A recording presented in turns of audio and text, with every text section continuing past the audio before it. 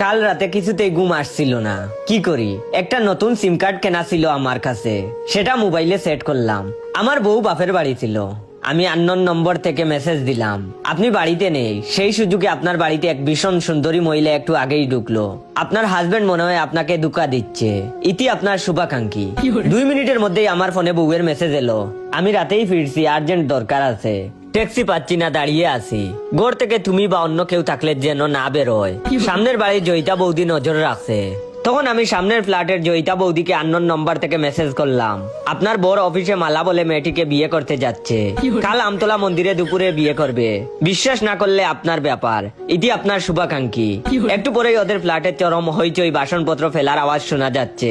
পাশের বাড়ির সোনালী বৌদিকে আননোন নম্বর থেকে মেসেজ করলাম, আপনার বড় আমাকে পাগলের মতো ভালোবাসে, আপনি আমাদের প্রেমে কাটা হয়ে কেন বসে আছেন?